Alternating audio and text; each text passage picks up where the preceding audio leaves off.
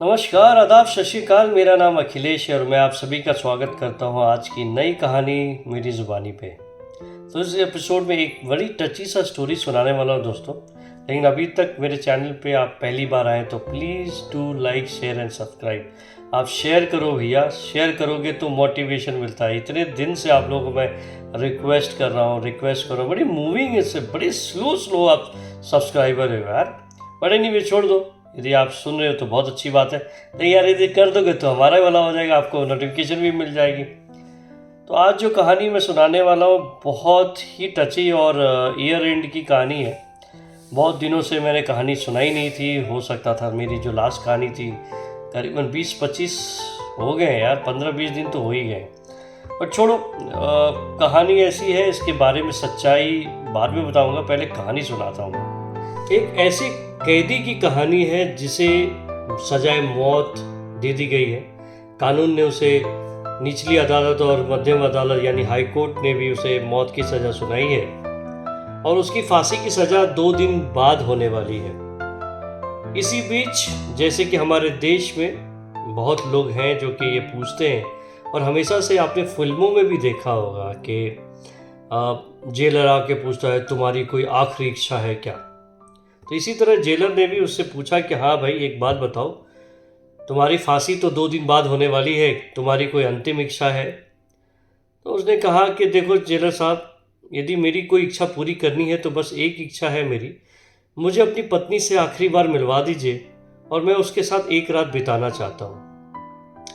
जब जेलर साहब ने ये बात सुनी, थोड़ा सा अटपटा लगा कि एक मरने वाला कैदी जिसकी फांसी 2 दिन बाद होने वाली है, उसे मौत तो होने ही वाली है, लेकिन वो अभी भी अपनी पत्नी के साथ एक रात गुजारना चाहता है। बट ये आखिरी ख्वाहिश थी और पूरा करना इनका फ़र्ज बनता है। उन्होंने कहा कि ठीक है, ये काम मैं करूँगा, लेकिन ये तभी मुमकिन हो पाएगा जब तुम्हारी पत्नी इसके लिए राज़ी हो जाएगी। तो बोला ठीक है, कोई बात नहीं सर, आप जैसा चाहें वैसा कीजिए, बट मेरी तो यही इच्छा है। अब जेलर साहब बेचैन हो जाते हैं कि भैया एक ऐसी रिक्वेस्ट इसने मांग ली है, यदि पत्नी ने मना कर दिया तो इसका दिल टूट जाएगा और वो पूरी नहीं हो पाएगी। तो इन्होंने बहुत सोचने समझने के बाद इन्होंने इसकी पत्नी को एक खबर पहुंचाई कि उनका पति जो है उनके साथ एक रात बिताना चाहता है, क्या उनकी हामी है। तो जैसे ही पत्नी ने ये बात सुनी, इमीडिएटली उसके आंखों में आंसू आ गए।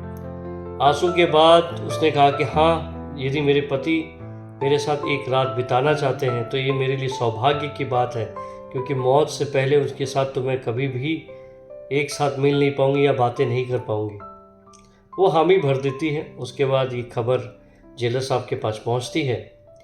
जेलर साहब जो हैं अब ये सोचते हैं कि ये जो हमने वादा किया है इसको कहाँ करें। जेल के अंदर कर नहीं सकते क्योंकि वहाँ प्राइवेसी है नहीं। तो इन्होंने डिसाइड किया कि ठीक है, जो जेल के अंदर ही इनके जो बैरक बने हुए होते हैं, जेलर साहब ने अपने कमरे में पूरा इंतज़ाम किया, इनके मिलने का जगह सेट किया, पूरा माहौल बनाया, एक पति पत्नी के लिए साफ़ सफाई की गई। बट एक समस्या ये थी कि सेफ्टी प्रिकॉशन, कैमरा लगा नहीं सकते क्योंकि पति पत्नी का रिश्ता ऐसा गोपनीय रिश्ता है कि जिसके साथ दुनिया के साथ साझा नहीं किया जा सकता, या मोमेंट्स जो है साझा नहीं किए जा सकते, तो कैमरा नहीं लगा सकते थे। लेकिन ये भी था कि यदि इन्होंने कुछ आपस में कुछ कर लिया तो सारा इल्ज़ाम इन पे आ जाएगा, बड़ी बदनामी होगी, बहुत सारे फिर प्रोग्राम्स, बहुत सारे प्रोसेस के साथ गुजरना पड़ेगा, तकलीफ हो सकती है। लेकिन जेलर साहब कहाँ मानने वाले थे। उन्होंने एक तरीका निकाला। इन्होंने क्या किया, एक डिवाइस फिट कर दी जिससे कि वो बाहर बैठकर इसके अंदर जो जो बातें हो रही या जो भी इनके साथ डिस्कशन हो रहे वो सुन सकते हैं। अब इन्होंने डिवाइस को छुपा दिया उस कमरे के अंदर। इवन जो कैदी है उसे मालूम नहीं है। अब पत्नी आती है, कमरे में जाती है, बाहर से कमरे बंद कर दिए जाते हैं और उन्हें भी कहा जाता है कि आप अंदर से बंद कर दीजिए। पत्नी ने दरवाज़ा बंद किया, पति को देखती है, भागते हुए दौड़ते हुए उसके पास जाती है, गले मिलती है और रोने लगती है। फिर थोड़ी देर के बाद दोनों बिस्तर पे बैठते हैं। बैठने के बाद पति क्वेश्चन पूछता है कि लोग कैसे हैं, घर पे सभी बच्चे कैसे हैं, माँ बाबूजी कैसे हैं। पत्नी कहती है कि सब कुछ ठीक है, सब कुशल मंगल है, बस आपकी कमी खल रही है।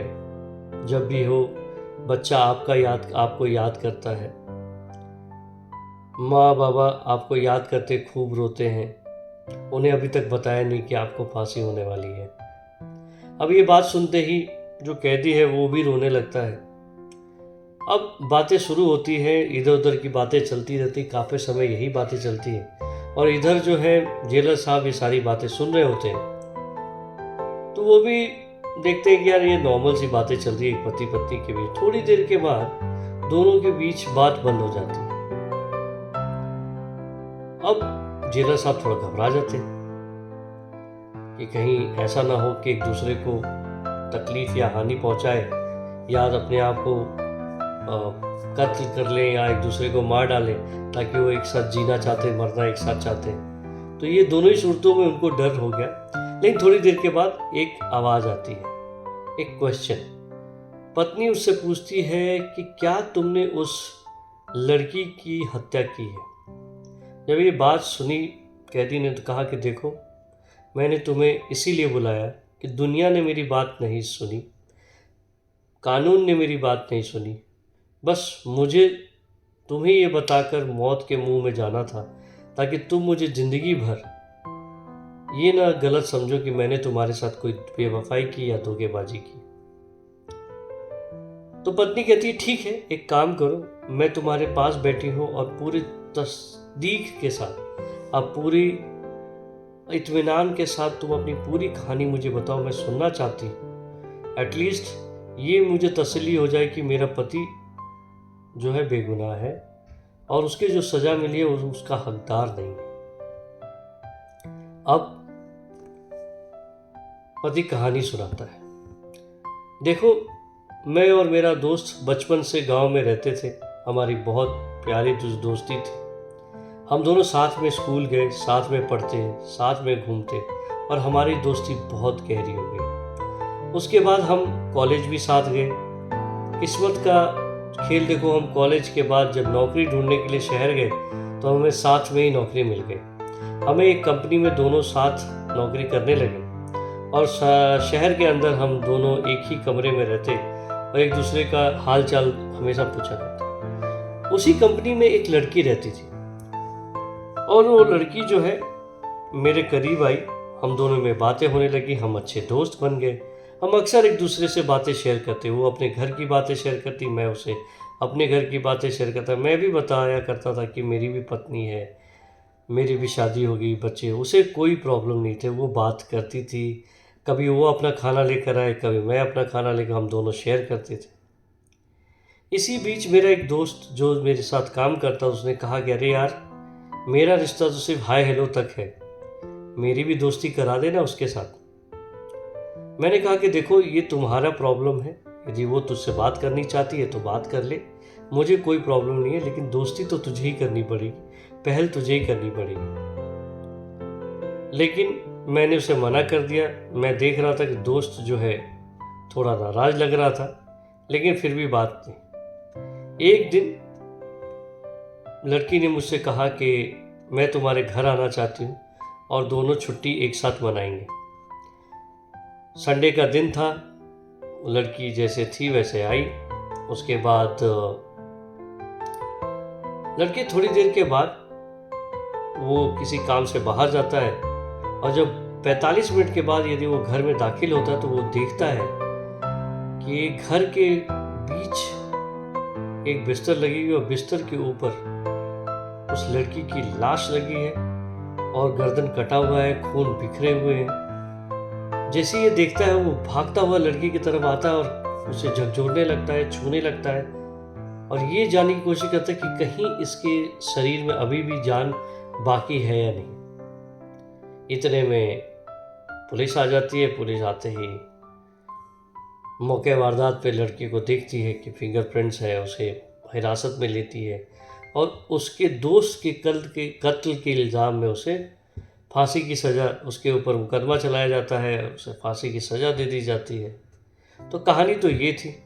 फिर पत्नी पूछती, क्या तुम्हें किसी पे शक है? तो देखो, मुझे किसी पे शक तो है नहीं, लेकिन फिर भी मेरी मन की बात ये है कि हो ना हो इसमें कहीं ना कहीं मेरे दोस्त की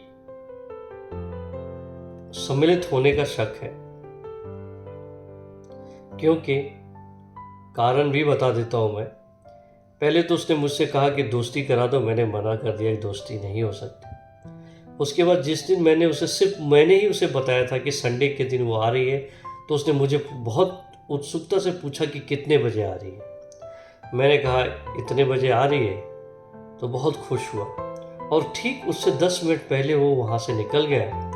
और जैसे ही मैं घर के अंदर दाखिल हुआ, मैंने बॉडी को छुआ, इतने में वो आता है, चीखता है।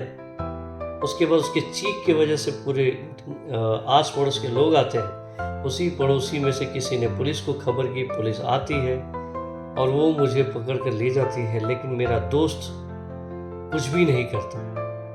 तो हो ना हो दोस्त, मुझे लगता है कि उस कत्ल के इल्ज़ाम, जो कत्ल हुआ है, उसमें कहीं ना कहीं उसका हाथ है। अब ये बात सुन के अब कुछ हो नहीं सकता, क्योंकि सजाए मौत है, उसके सबूत सारे उसके खिलाफ है। बट जेलर साहब ये बात सुन चुके थे। अब उनके मन में ये भी था कि ये बेगुनाह है, क्योंकि उसे ये मालूम नहीं था कि उसकी बातें सारी सुनी जा रही है और वो सारी बातें अपनी पत्नी से कह रहा है। और मरने वाला व्यक्ति कभी भी झूठ नहीं बोल सकता।